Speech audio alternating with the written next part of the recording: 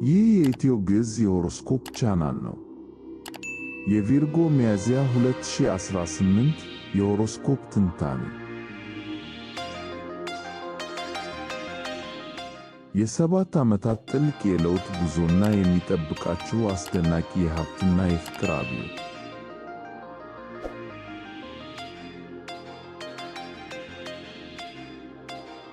እንኳን ወደ ኢትዮ ግዕዝ የሆሮስኮፕ ቻናል በሰላም መጣችሁ። ዛሬ የትክክለኛነትና የብልህነት ተምሳሌት የሆናችሁት የቪርጎ ተወላጆች በሚያዝያ ወር 2018 ዓመተ ምህረት የሚጠብቃችሁን ሰፊ የከዋክብት ትንታኔ እንመለከታለን።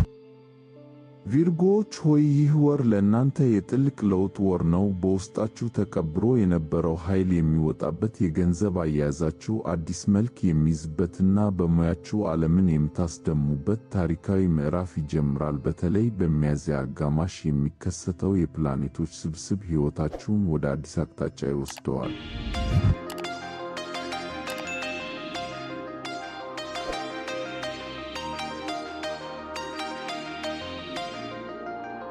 የቪርጎ ሚያዝያ 2018 ጠቅላላ ትንበያ።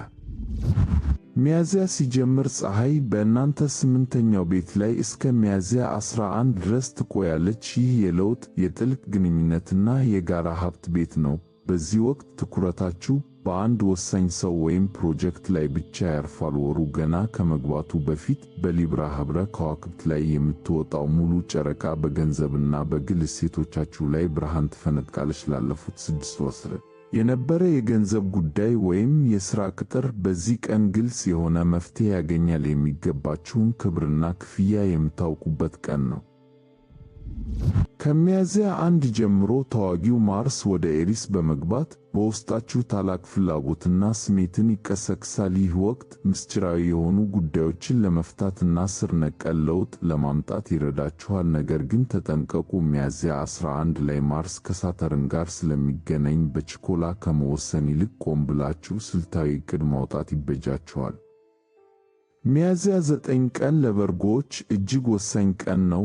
በዚህ ዕለት 7 የሰማይ አካላት ተሰባስበው ይገኛሉ። ይህ ለእናንተ የውስጣዊ ኃይል መገለጫ ነው። ከሌሎች ጋር ያላችሁን ጥምረት ለማጠናከር፣ ትልቅ ኢንቨስትመንት ለመጀመር ወይም የቆየ ስሜታዊ ቁስልን ለመፈወስ ታላቅ በር ይከፈታል። ከዚህ ቀን በኋላ ከነበረባችሁ ጥልቅ ሐሳብ ወጣ ትላላችሁ። ፀሐይ ወደ 9ኛው የአድማስ ማስፋፊያ ቤት የመጓዝ የመማርና የማስተማር ፍላጎታችሁ ይነቃቃል። ይህ የኢትዮ ግዕዝ የሆሮስኮፕ ቻናል ነው። የተሻሉ የሆሮስኮፕ ትንታኔዎችን ወደ እናንተ ለማድረስ ያግዘን ዘንድ ቻናሉን ሰብስክራይብ፣ ላይክ እና ሼር ያድርጉ።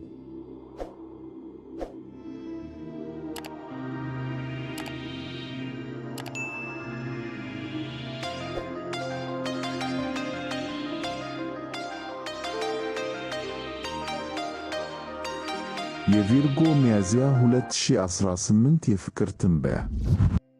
ቨርጎዎች ሆይ፣ በፍቅር ሕይወታችሁ ሚያዝያ የሙቀት መጠን መጨመሪያ ወር ነው። ማርስ በእናንተ የፍቅርና የጥልቅ ግንኙነት ቤት ላይ ስለምትገኝ በግንኙነታችሁ ውስጥ ታላቅ ስሜትና ቁርኝት ይፈጠራል። አጋር ያላችሁ ቪርጎዎች ግንኙነታችሁን ወደ ላቀ ደረጃ የምታሸጋግሩበት ወቅት ነው። ነገር ግን የማርስ ተጽዕኖ የቅናትና የመቆጣጠር ስሜት ሊያመጣ ስለሚችል ተጠንቀቁ። ሚያዝያ 3 ቀን በግንኙነታችሁ ላይ ደስ የማያሰኙ እውነታዎች ሊጋለጡ ይችላሉ። ሆኖም ይህ የሚሆነው ግንኙነታችሁ በግልጽነት ላይ እንዲመሰረት ለማድረግ ነው። በሚያዝያ 15 ቀን በሚፈጠር የከዋክብት መገናኘት በፍቅር ሕይወታችሁ ላይ ድንገተኛ መነቃቃት ይፈጠራል። ካልጠበቃችሁት ሰው ጋር መተዋወቅ ወይም ከፍቅረኛችሁ ጋር ድንገተኛ የጉዞ ዕቅድ ማውጣት ትችላላችሁ። ወሩ ሊጠናቀቅ ሲል የፍቅር ፕላኔት ወደ ሥራና ወደ ዝና ቤታችሁ ትገባለች። በዚህ ጊዜ ግንኙነታችሁ ወዴት እያመራ ነው የሚለው ጥያቄ ዋና ትኩረታችሁ ይሆናል። ሚያዝያ 20 ላይ የሚፈጠረው የቬነስና የፕሉቶ ጥምረት ደግሞ ለወደፊት ሕይወታችሁ የሚሆን ጠንካራ መሠረት እንድትጥሉ ይረዳችኋል።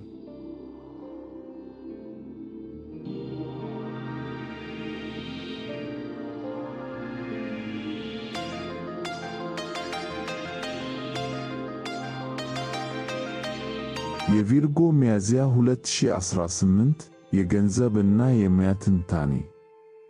ወደ ገንዘብና ሙያ ስንመጣ ሚያዝያ ለቪርጎዎች ታሪካዊ ለውጥ የሚያመጣ ወር ነው። በሚያዝያ 9 የሚወጣው አዲስ ጨረቃ በጋራ ሀብት፣ በውርስ ወይም በኢንቨስትመንት በኩል አዳዲስ ዕድሎችን ይዞላችሁ ይመጣል። ትልቅ ብድር ለመመለስ ወይም አዲስ የገቢ ምንጭ ለመፍጠር ስልታዊ እርምጃ የምትወስዱበት ጊዜ ነው።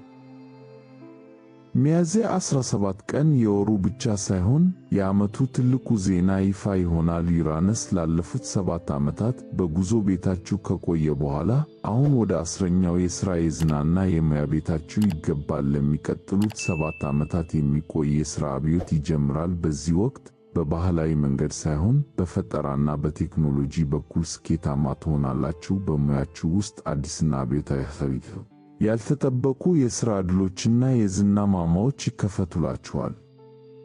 ሚያዝያ 17 አካባቢ በሥራ ቦታችሁ ላይ ውጥረት ሊኖር ስለሚችል ሁሉም ነገር ብቻችሁን ለመጨረስ አትሞክሩ። ሥራዎችን ለሌሎች በማካፈል ራሳችሁን ከጭንቀት ጠብቁ። ይህ የኢትዮ ግዕዝ የሆሮስኮፕ ቻናል ነው። የተሻሉ የሆሮስኮፕ ትንታኔዎችን ወደ እናንተ ለማድረስ ያግዘን ዘንድ ቻናሉን ሰብስክራይብ፣ ላይክ እና ሼር ያድርጉ።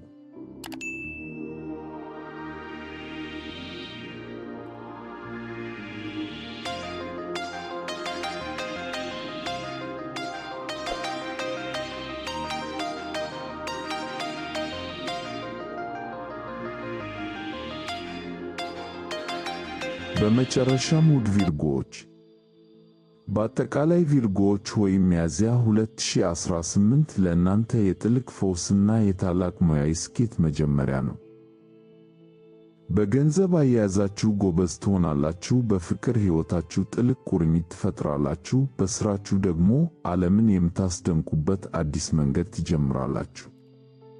ለውጡን አትፍሩ። አጽናፈ ሰማይ ለእናንተ ካዘጋጀው ትልቅ በረከት በስተጀርባ ያለው ይህ ሽግግር ነው። ይህ የኢትዮ ግዕዝ የሆሮስኮፕ ቻናል ነው። ስለተከታተላችሁን እናመሰግናለን። ይህ ትንታኔ ጠቃሚ ሆኖ ካገኛችሁት ላይክ በማድረግና ለወዳጆቻችሁ በማጋራት አብሮነታችሁን ግለጹልን። በሚቀጥለው ቪዲዮ እስከምንገናኝ ሰላም ቆዩ።